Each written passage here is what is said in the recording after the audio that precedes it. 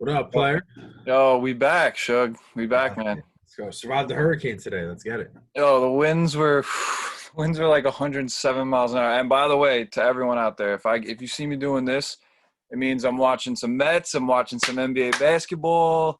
Beautiful, Sports are fucking back, baby. beautiful fucking time. We will win. And speaking of sports, Let's go the on. boys up 2-0, big game tomorrow at fucking noon on a Tuesday or Wednesday, whatever. Yo, running time for lunch though, baby. Like Yeah, that's man. yo. Honestly, it's not bad. There's kind of like sports on at all times. At basically after once noon hits till about 9 or 10 at night, there's Yeah, like good 10, 12 hours of sports on TV. I I think love the NBA lockout. That all these lockout bubbles have season. looked nice. Yeah, But yeah, man. All right, so but the reason we met today is because we had some headlines over the past couple weeks. We haven't met in a while. It's been summer, a little hectic, but Shug, man, the Jets made a huge blockbuster trade. yeah. Funny enough, we were talking about that trade earlier in the morning. I actually, we were talking about like, yo, where does the trade like start? What's the discussion Yeah, start you actually did text me. It was like, yo, like what would you ask for Adams? And I was like, maybe like a one in Gallup Yeah, from. we're But talking down. boy, did Joey D, man, he put his work clothes on. He can't. I'm very shocked at the amount of value he got. So if you guys don't know out there, the Jets traded Jamal Adams, the controversial star safety. I'll give you that. He's an All Pro. Yeah, Traded him to Seattle for a first rounder and a third rounder this year, a first rounder in 2021, and Bradley McDougald. I think that's how you say his name, McDougald. yeah, that's Yeah. exactly. So the safety and You should players on Twitter loved ask him how you say his name. what? We should ask him how he says his name to get Yeah, him. yeah. Players on Twitter loved Bradley McDougald. Said he was like a sick player. So I mean, if he can give you like 80 to 85% of Jamal Adams, this trade was a home run. Yeah, Um, I know some people in my life, like I'll call my dad. My dad was the first one. My dad was like, "Yo, hey, you're not supposed to trade your star players," but I'm like, Dad, he's a safety, and that's the biggest point for me is he's a safety. He's not a quarterback. He's not a lineman. He's not a pass rusher. He's not a receiver, and he's not a corner. I might have said corner already. I don't know. he's not even a coverage safety either. So that's Yeah, that's and I sent you that heat map. Remember the heat map I sent you? And like, look, like I said, man, Jamal Adams, he brought it every single Sunday. You can always count on him to make a disruptive play here and there, make a tackle, set the tone. He was great on social media. He was loved by Jets fans. Everywhere he went was 33, 33, 33. Everywhere he went, at MetLife, in the city, everywhere you go. It's sad to see him go, but this is football. It's a salary cap business.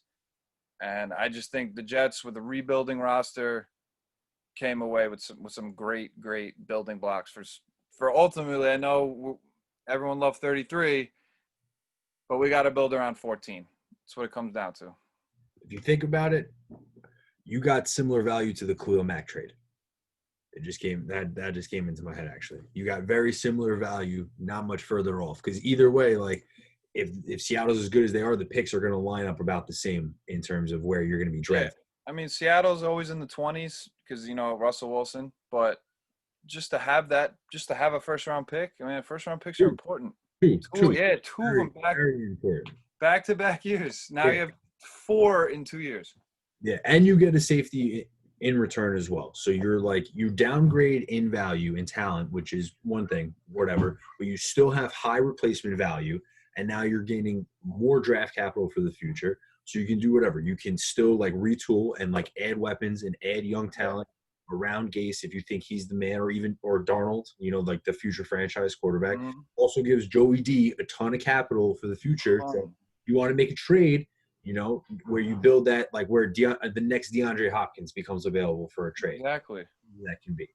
I know he made the roster more flexible, and like I said, I love Adams, but I'm sorry, bro. You Can't pay, played safety. can't pay him $20 million right now. You're not sacking the quarterback 15 No, times. You're the not. cap either. The cap is a What? question right now. Yeah, exactly. The And cap. I'm sorry, man. You want to be paid 20 million 2 years before your deal's up. Like I'm not with that. get yours, but you know, not going to be here.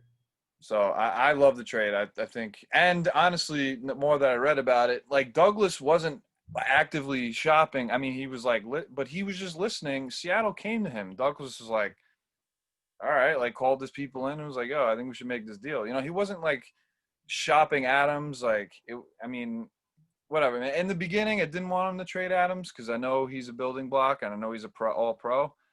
But the more and more that he just was calling people out on social media, bitching everywhere, like, I'm sorry, man. Like, you don't need that on your team. So I think Douglas was like, screw it. I think we got to make this deal. It's a lot. It's the best value. Like you said, you got the same as Mac.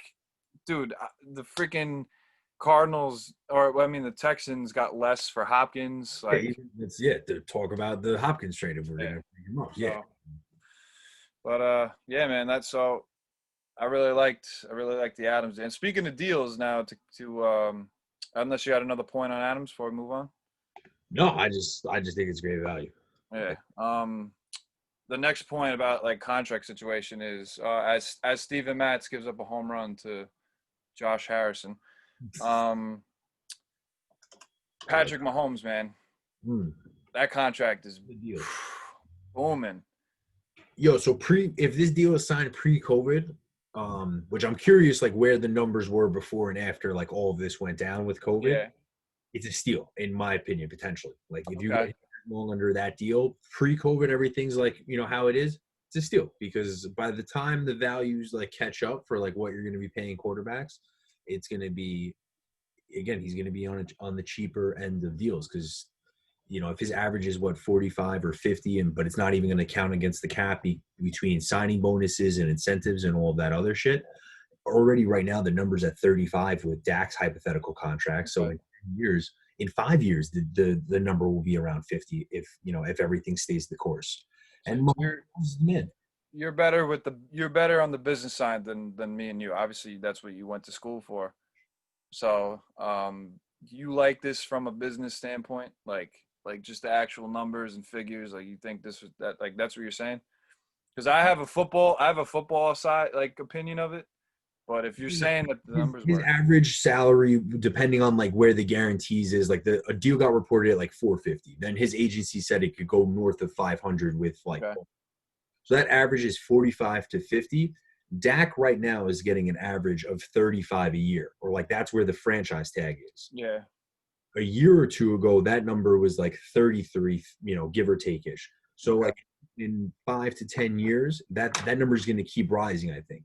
Because you still have Dak has to sign another deal. Deshaun Watson has to sign another deal. Kyler Murray's going to have to sign another deal. So like right there, if everybody gets another $1 million to $2 million, you're already in the 40s. Okay. All right. Well, like you said, man. You know, I've been a Pat Mahomes guy since day one. Yeah, I called it on draft day. I wish I still had my old Twitter account because I tweeted on draft day after Trubisky, Mahomes. I mean, Watson's still right below him, but I said Mahomes is going to be the best quarterback in this draft. I've even in fantasy, I was pissed that you took him right in the 11th round before me. Like a round right. I knew I was about to take him, and you took him. I've been on the Mahomes train since day one. Cool. Let's get that, son. Shows kitchen. But holy crap, man. Paying all that to a quarterback, I'm sorry. Like, obviously, Mahomes is – we've seen it. Mahomes is sick, but this is football, man. And, like, in the past, these big, huge quarterback deals, like, it's, like, proven have not helped the football team. They're more of, like, rewards. Like, Rodgers got a reward. Flacco got a reward. Matt Ryan got a reward. You know, like – turns 25 September 17th. No, that's the thing though. Like Mahomes would be the guy to buck the trend. There's a little bit, like I said, 95% of me loves his deal, loves that the Chiefs went out and said, hey, this guy is special. He could be a top 10 top 20 athlete of all time. You know, like he's that good. It's just a little bit 5 to 10% of me that just says, it hurts your overall football building team. Especially now that they signed Jones to a big deal, they still got to sign Kelsey. You know, I mean, you got line. There's 52 other guys. That's all I got to say. Very true. That's my last point on Mahomes. No, 100%, and that's where the numbers come in. So this is similar to what they did with Wentz. They signed him early into his rookie deal, so I think he still has this year, next year, maybe one more. So it's actually on top of like an extension. So Yeah. they get to spread the money, even though it's 10 years, they get to spread it over 12. So they Yeah. can front load the money, they can play with it. So like in the future, it might not like the cap hit might not be 50. Like the dead cap won't be a 50 number. It'll Mhm. actually be like around the 40s. So again, that's what I'm saying, where it's going to kind of be in line, because even if you're a top 20 guy right now, you're getting paid 25 million. I Yeah. think the 20th highest paid quarterback is making 25. And again, if the number one guy, Dak at the franchise tag, is making 35, or the average is 35, so you're not paying that much more to be number one, and then in the future fall into line, is all I'm saying. So Yeah. I don't know. And I think there's outs in it. There's probably like outs in it, because like nobody has the full actual fucking contract, but there's Yeah. definitely. But if there's anyone to sign, it would be him. I mean, they were down 24-0 division game one. They were down, what, 10-17 to the Titans, won. Down 10 with 6 minutes to go and freaking won by 11. I mean, the guy's special, but Something you'll never have to worry about. It's no media distraction. It's yeah, nothing. yeah, you're right. And yeah, you're right. He's a good leader. He's got a good head on his shoulders. So good for the Chiefs. I mean, it sucks for the rest of the league, but hey, Happy man, for boy Andy Reid. So, yeah. and then Um, thinking about the protege of Andy Reid, and I think he probably worked with Mahomes. My dude, actually, no, he probably didn't work with Mahomes. he Dougie was P. Brett Favre's backup. Yeah, Doug Peterson. Yeah, that's my Yeah. So dude. Dougie P, man, shout out Dougie P. He was bad, Chug. What's up, man? What's up, Dougie P? I hope you're feeling better, man. I hope everything is all right, and fucking hope to see you at the Rocky Steps again, man. Fucking, it'll be a fucking awesome Yeah. time. So for those that don't know out there, Doug Peterson got tested positive. Obviously prayers up. But obviously this little tidbit leads us into what the NFL is gonna. We could talk Adams, we could talk Mahomes, we could talk Bradley McDougal, we could talk anybody, we could talk freaking D Hall or D Ford. What was his name? Dante Hall. I'm sorry, the kick returner on the Chiefs. Remember him? D'Angelo? Oh, No, okay. Dante Hall. Remember the little dude that was Oh, mad good at kick returns? okay. Um, but yeah, if this COVID thing keeps going, man, and the NFL doesn't have like a bubble in place, because we're seeing it with baseball. The Marlins haven't played in like 2 weeks. Yeah. They're affecting all these other teams. There's literally like four There's three teams that now, maybe even more at this point. Cardinals. The Phillies didn't play for a week. The Nationals are just playing for the first time. Of course, they're beating the Mets. For a full week Um, not having games. That's an issue. So, and I'm wondering if like the NFL is like figuring out like contingency plans. Like, what if we have to stop, for a couple but weeks?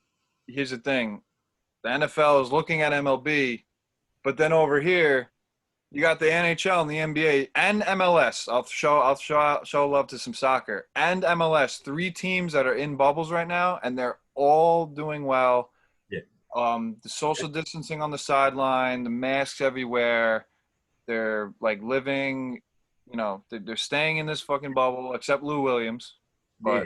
But When you're Magic City, you can't really blame them. So, I'm so glad he called out Kendrick Perkins on Twitter, because fuck Kendrick Perkins. But Kendrick Perkins like a complete like sellout to like the media. we go on crazy tangents here.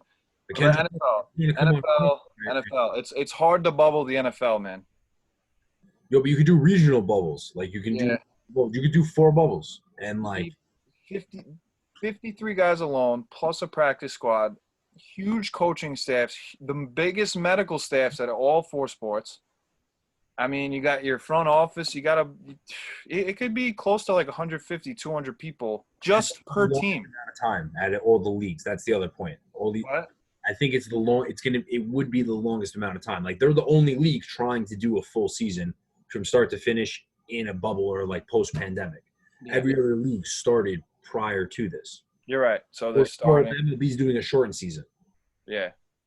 So like it's a lot to ask the guys to commit for, if it starts in whatever, 6 months, hypothetically. Yeah, and a bunch of guys have been opting out already.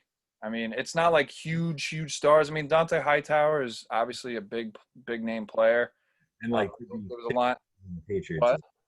6 people, that's 10% of your starting roster. Yeah, I think I saw something on the bottom line before that the NFL set a deadline for guys to opt out, because I guess. So but the thing is, like, if there's a deadline to opt out, say this guy plays 2 weeks and his freaking, God forbid, like his freaking son gets COVID. Like, what is he? Can't opt out. He can't go. He can't leave the bubble to go see his son. It's just like, He'd fall into whatever happened to Zion, like one of yeah, the. like a protocol, whatever. Yeah, like Zion, for instance, like the NBA has something where if you're gone for more, I think it was more than 3 days or more than 7, you have to quarantine for the full 2 weeks. But if you're only gone Yeah. for a day or two, if you like test negative like twice, you're like good. Also, another business question for you. Didn't I hear something about if the NFL, like if they play one game, they get paid for the whole year? So like the NFL either wants it to not go at all or go. That's what somebody was telling me is that The like sal like the players. guaranteed. Yeah. Yeah, If they play just a game, like they play one game, their shit is fully guaranteed. that like in the minutia of the contract, like with the Yeah. lawyers, like yeah, that's supposedly how it is. That's the same thing with like the NBA. They needed to play I think like 72 or 75 games, and then they get the full amount of the TV contract. But if Okay. they played less than, that's why they also wanted to do this regular season. That's why they didn't want to go straight into playoffs because Okay. they play 72 or 75 regular games to get the full deal. But if they Yeah. played less, they wouldn't get the full amount of money. And there That's are that's a business side of it because that's on a tangent. That's where Giannis, he might not leave Milwaukee. Like a lot of dudes might like not opt out of their deal, like or take their player option, and some dudes might sign like a 1-and-1, like what Durant was doing in Golden State, and yeah. Giannis one of those. Because if you were to leave right now, it's all based off of the last year's like revenue.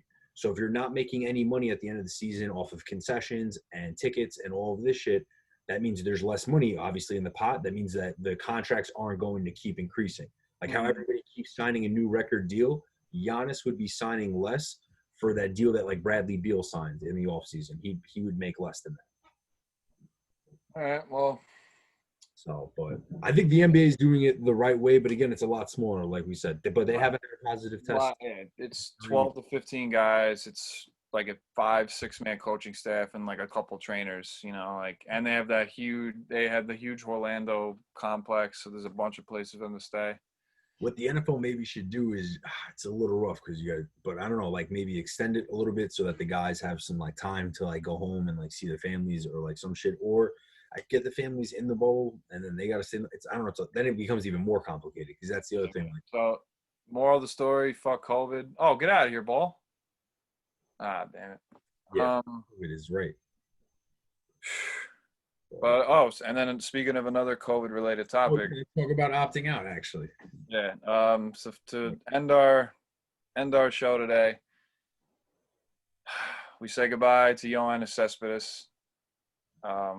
As a Met fan back in 2015, we needed him because people don't remember. People just think 2015. They just think Cespedes World Series. First 4 months of that season, the Mets were like one of the worst offensive teams in the league. Everyone knows the story. He comes over, hits 20 bombs in like 40 games, and the Mets go to the World Series. Obviously, they lost, but then that off season, they signed him, the huge deal. I was very, very against it. I've been against it since day one. I said, do not sign this guy. There's a reason why he's been on 4 teams in 4 years. He's breaking down. He's lazy, and doesn't hit well in the cold. Doesn't hit elite pitching well, but they signed him. He had a decent year, but he just kept getting hurt. Too many distractions off the field. Then he finally comes back this year, and I want to give him a little pass though, because guys, people were killing him on Twitter, saying he was at Roosevelt Field Mall the other day, which No wasn't true. way. No No, way. no, no. There was photos circling around. Of course, on the day he disappeared, Yeah. but I saw on Twitter that was like weeks ago, and they just threw the photo out just now. Yeah. I hear he has a sick mother. Okay. He's also not dumb. He's looking at the news. He's seeing all this COVID shit. I mean, he's an older guy. He's in his mid-30s. Other than a couple home runs, he really didn't look that well. So, kudos for him. And the last thing I'll say, and I'll let you speak. Not one teammate has a bad thing to say about Cespedes. You know what I'm saying? Like everybody, I mean, it could, I don't know. I'm not in the locker room. It could be just like some, just to say on camera, just to look nice. But Alonso, Nimmo, Conforto, all these guys, they love Cespedes. They said he was a great teammate, and they wish him the best. And like, I mean, I don't know. We've seen locker rooms call each other out in the past, yeah, publicly. So, but it's a fitting end to a weird era of Mets baseball. Honestly, good. Get it over with. Cespedes gave me a year of memories. And that's it. That's all I got to say, man. So hats off to you, Cespedes. And Shug, you got any follow-up thoughts on that? He was that year when they traded for him. He was just like a fucking stud. He was like CC that time when like he got traded Yeah. for Yep. trying to make the playoffs with the Brewers, and just Mm-hmm. like any given night, Cespedes was just raking. And then he just couldn't keep it going. Whether it was a contract year, and that's part of why, or he just didn't like it around here, he just got lazy, whatever it is. And then also the New York media and it just everything being like under a microscope, like him playing golf was like an issue, and then like the cattle thing. Smoking cigarettes in the batting cages. Like he wasn't like. That's dope. Yeah. Steve Bruno told me that. He said Cespedes smoked cigarettes in the batting cages, like in between innings. That's fantastic. He runs he was showing up in fancy cars, horseback riding. He's got ranches and shit. I mean, he's made his money, man. He's made a life for him and his family. I'm not against him doing these things either. Like I said, I'm so media. That's what I'm trying to highlight. Like the fact that like that was like a headline for like days, if not weeks at a time. And Mets Twitter is cancer. So these guys and these fans are just gonna kill him. I mean, good for him, man. He made a life for him and his family. Made millions of dollars. He made some highlight plays. He was a stud. He was an all-star. He's a free agent now, so he might still get signed. I mean, yeah, that's the thing. Like I guess right now he just wants less distraction, and tip my cap to him. And like it's a mix of everything. He's like he's got sick family or vulnerable family, so he's worried in general. He's seeing the news. He's seeing dudes being reckless on multiple different teams. So like and right now you never know what the fuck's going on with this virus. So super uncertainty. And maybe he's not fully healthy. And there's a high risk of like injury with all of this. Not great training camp. They rushed into the season also. It was a fuck show between the union and the owners and everything. So maybe he's like, I'm a free agent now. I got my service time. I'm not feeling right. All of this shit. I have like a good out. Let's get healthy. Let's do a 1-year deal. And then I can just get a fucking fat ass deal. And then, get another he restructured $30 million deal. He restructured his deal too, from 29 down to 6 with incentives. So like it wasn't like he didn't give it a shot, and he was all about I don't know. It sucks, but it's just typical Mets. They get a guy and injuries or inconsistency just couldn't keep him there. So yeah, man, that's. The new guy's still gonna buy the team. What? The new guy gonna buy the team, the guy that was looking. Yeah, shit, man. I hope Steve Cohen buys the Mets. He grew up in Great Neck. He's a Mets fan. He's like on the top 50 richest man in the world. Nice. Like he offered $2 billion for the Mets and $2 billion for SNY. So like, how are the Wiltons gonna say no? Those losers. So. Because once you sell it, it's worth more. Man. But all right, man. Also, last thing, since we're talking about teams today, my Brooklyn Nets cashed a plus 1,600 on the money line today against the Bucks. Amazing. Take the Heat next game, fellas. The Heat are on right now. I had the Heat all summer league. The Heat are on right now, actually. They're up like 12.5 on the Celtics. I told you guys to take the Heat. Yeah, the Heat. You're right. So, real quick, and then we'll get out of here. Next week, we're going to talk more like actual football, not just like the storylines. We'll look at maybe some division props, some MVP props. Also, NBA playoffs should be starting soon. So Cam Newton. Yeah, Cam Newton. But yeah, man. So it was a good show. Talked a lot of headlines. Bye, Jamal. Bye, Ioannis. Basically, shit, man. All my guys are leaving. Durant's gone. Pete Alonso's slumping. Darnold's a 73 in Madden. At this point. What is wrong with my teams, man? Come on. I wish you good luck in the rest of the Jets fans, because Eagles got some faith at least. And shout out Doug P. Yeah, Dougie P, man. Bless up, homie.